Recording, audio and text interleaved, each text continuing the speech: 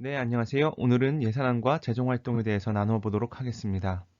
창세기 1장을 살펴보면 하나님의 공급에 대해서 적혀 있습니다. 하나님이 이르시되 물들은 생물을 번성하게 하라. 땅 위 하늘의 궁창에는 새가 나르라 하시고 하나님이 큰 바다 짐승들과 물에서 번성하여 움직이는 모든 생물을 그 종류대로 날개 있는 모든 새를 그 종류대로 창조하시니 하나님이 보시기에 좋았더라. 하나님이 그들에게 복을 주시며 이르시되 생육하고 번성하여 여러 바닷물에 충만하라. 새들도 땅에 번성하라 하시니라.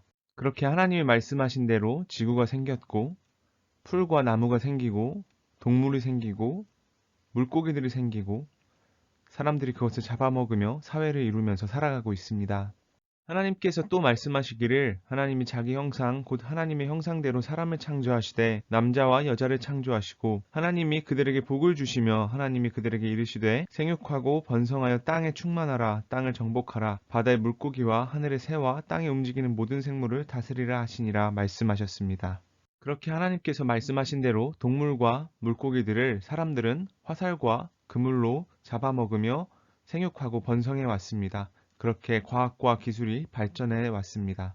그렇게 하나님께서 사람들에게 동식물 등 먹을 것과 모든 쓸 것을 공급하시면 성경에서는 사람들이 각종 제사를 통하여 하나님께 나아가며 예배를 드렸습니다. 하나님의 공급은 계속해서 지속되면서 시편을 보면 하나님께서 여전히 창세기의 말씀을 계속하고 계심을 알 수 있습니다. 또한 그러한 하나님의 공급은 현대에도 지속적입니다. 그 예로 저는 제가 지난 30년간 먹은 물고기와 돼지를 세어봤습니다. 일주일에 물고기 3마리씩 30년을 먹었다면 저는 지금까지 4,680마리의 물고기를 잡아먹었습니다. 또한 두 달에 한 마리씩 돼지를 먹었다면 저는 지금까지 180마리의 돼지를 먹었습니다.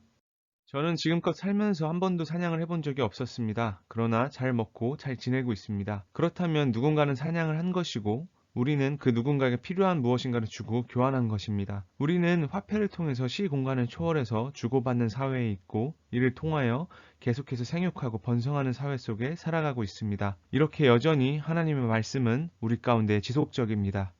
현대에는 하나님께서 다니엘서 12장에서 말씀하신 것처럼 사람들에게 더욱 지식과 지혜를 넘치게 하셨습니다. 그래서 함께 빵을 먹는다는 의미를 가지는 기업의 형태로 함께 사냥을 하기도 하고 농작을 하기도 하고 사육을 하기도 하고 개발을 하기도 하면서 전문성을 극대화하고 생산량을 극대화한 사회에서 살아가고 있습니다.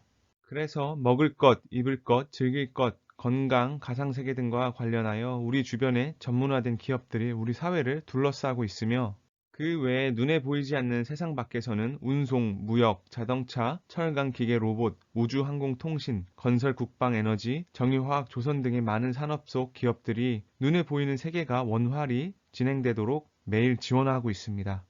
하나님께서는 이 모든 것을 공급하시고 지식과 지혜를 사람에게 허락하셨으며 동시에 신명기 8장에서는 재물 얻을 능력을 우리에게 주셨다고 말씀하시고 학계 2장에서는 금도 은도 하나님께서 주인이라고 말씀하십니다. 또한 누가복음 16장에서는 하나님을 재물과 겸하여 섬길 수 없다고 하셨습니다. 돈이 아닌 하나님만을 따르고 내가 모든 것의 주인이라고 하나님께서는 말씀하십니다. 그분은 지금도 계속해서 우리에게 공급하시며 사람들을 먹이고 입히시고 계십니다. 그렇게 동일하신 하나님의 사랑과 공급 가운데 우리가 드리는 예배는 현재 어떨까요?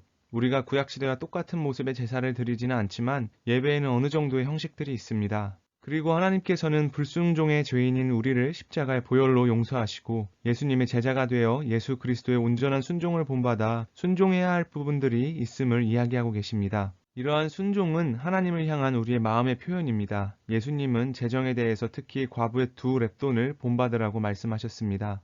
우리의 하나님은 돈이 아니라 우리의 마음과 정성을 받으시며 우리의 영혼과 만나고자 하시는 인격적이신 하나님이십니다. 그리고 이것에 대해서 하나님께서는 미리 하나님께 드릴 것을 구분하는 것으로 그 마음의 정성을 시작하기를 말씀하고 계십니다. 고린도전서 16장 2절에서는 매주 첫날에 너희 각 사람이 수입에 따라 모아두어서 내가 갈 때에 연보를 하지 않게 하라.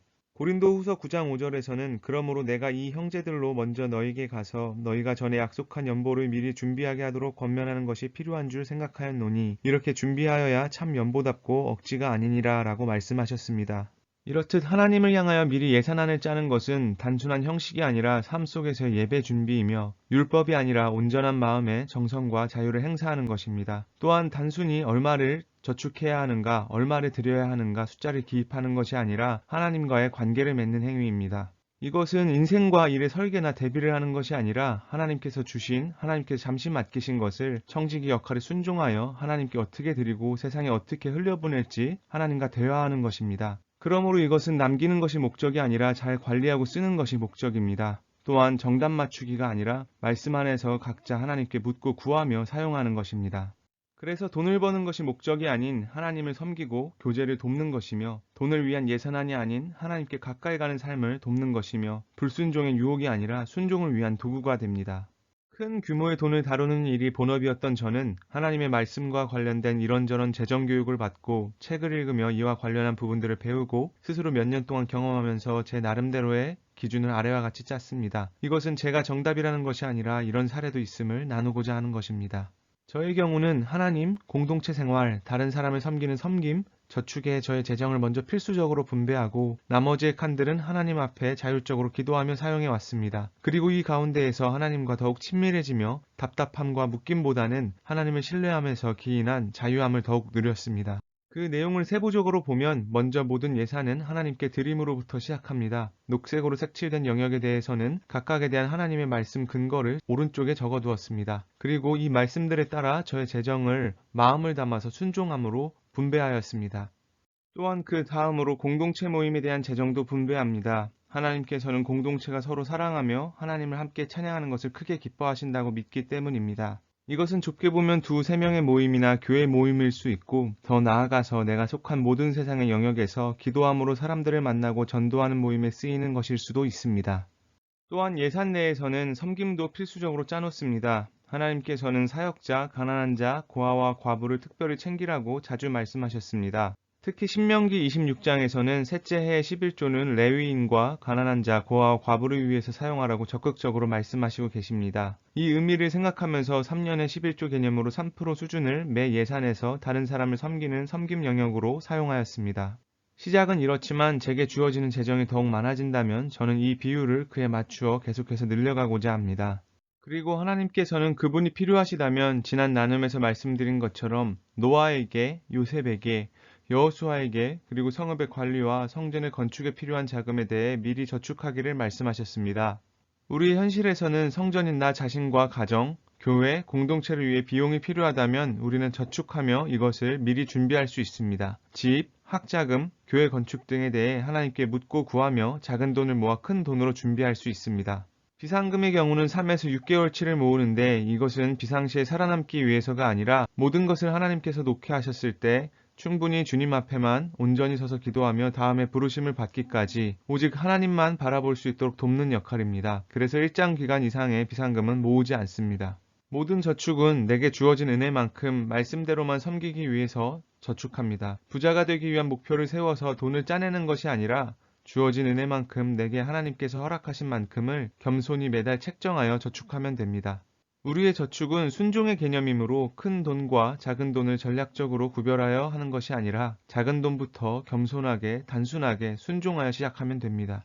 이렇게 예산안을 작성하는 것은 하나님을 향하고 나의 영혼의 구원을 위해서 하는 것이지 개인적인 물질적 목표나 뜻만을 성취하고자 하는 것이 아닙니다. 하나님께 드리는 기도와 말씀, 대화와 말씀에 대한 순종이 있기에 세상의 재무 설계와는 전혀 다른 의미를 갖습니다. 예산안에 적는 모든 것은 하나님 나라를 향하여 하나님이 주시는 것에 순종하여 하나님께 간구하는 기도 가운데 진행됩니다. 결국 예산안을 작성하는 것은 어떠한 목표를 향한 정답 맞추기가 아니라 하나님과의 대화를 깊게 하며 나를 사랑하시는 하나님을 매일 만나고 그분의 사랑을 깊이 누리고 영혼이 치유되며 내 삶의 모든 영역을 주님께 맡기며 자유롭게 사는 것에 있습니다.